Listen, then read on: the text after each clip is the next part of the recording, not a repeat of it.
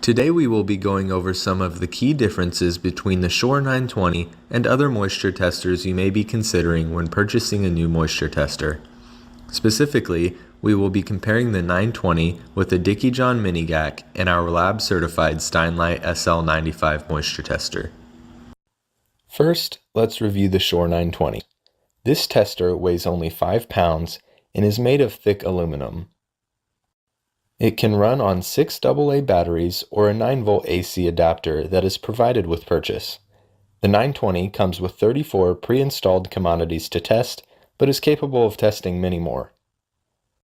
The operating temperature of this unit ranges from 32 degrees to 120 degrees, meaning that the 920 can withstand colder or hotter climates and will give accurate results either way. The moisture range for the 920 is 6% to 40%. And the sample temperature range is between 22 degrees and 160 degrees. This is important for those who want to test hot grain straight from the dryer. Many other moisture testers are not capable of testing hot grain over 120 degrees.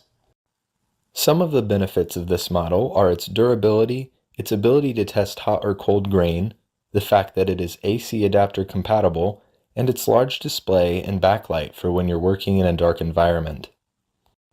Some of the only drawbacks you may consider when buying a 920 moisture meter are that the 920 requires the sample to be weighed out, which can be done with a scale that comes with the 920 package. Also, the 920 does not store values like some other moisture testers do. Even considering these drawbacks, the advantages of the Shore 920 far outweigh the disadvantages. Next we have the Dickie John Mini GAC, priced at $500 depending on the distributor. This product weighs a little less than the Shore 920 and is made primarily of a hard plastic material. The Mini GAC runs on one 9-volt DC battery and has 16 installed commodities out of the box. This machine has a smaller operating temperature range of 40 degrees to around 113 degrees, and an average moisture range of 5% to 45%.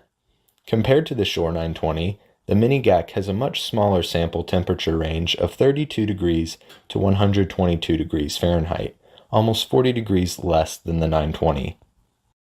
This means that the Mini GAC is not capable of testing hot grain unless you want to ruin your $500 moisture tester. Some advantages of the Dickie John Mini GAC are its lightweight and ergonomic design and its ability to store up to 3 values to make an average reading. This product also has a built-in scale to weigh your sample, but tends to make a mess with your grain in the process. The disadvantages of the Mini GAC include its less than durable plastic casing, which can make this product easy to damage or at least knock out of calibration. Again, this product is not capable of testing hot grain out of the dryer and is not reliable in weather conditions below 40 degrees. Lastly, the Mini GAC has a smaller display than the Shore 920 and lacks a backlight to see your moisture readings in darker areas. Lastly, we have a Steinlight SL95.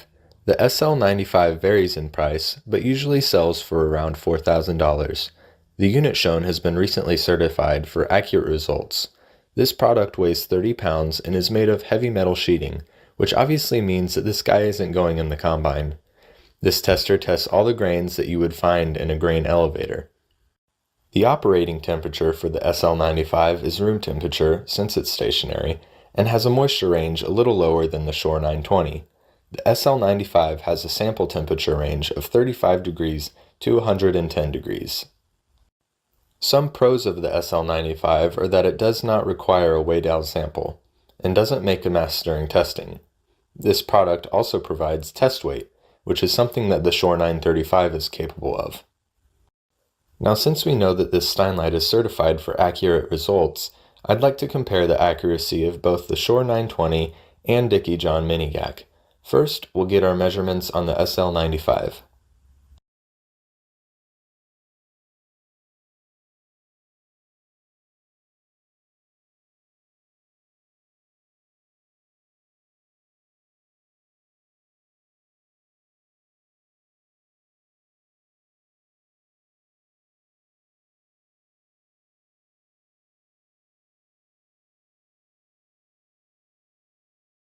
So for the SL95, we did 3 uninterrupted runs that gave us 10.0, 10.2, and 10.2 again, giving us an average of 10.1% moisture.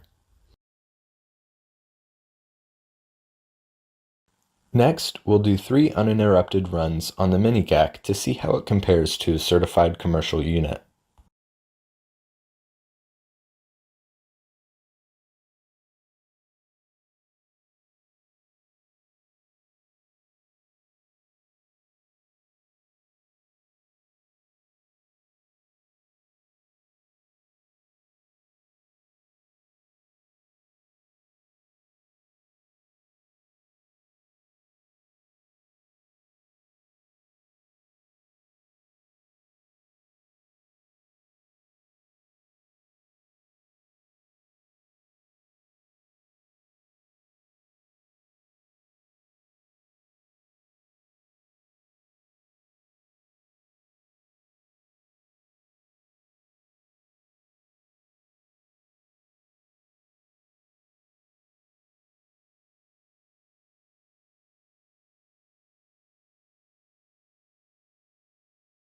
The 3 uninterrupted runs that we did on the mini-GAC gave us 11.0, 11.0, and 10.9 for an average of 11.0, which is almost a whole point higher than what we got on the SL95.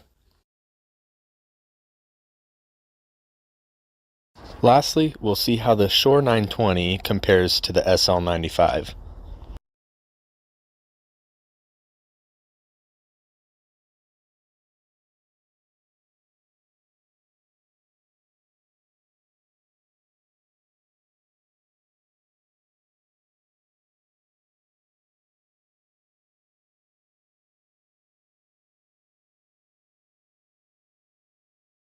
For the 3 uninterrupted runs on the 920, we got 10.1, 10.2, and 9.9, which comes out to an average of about 10.1, which is, unsurprisingly, exactly what we got for the SL95.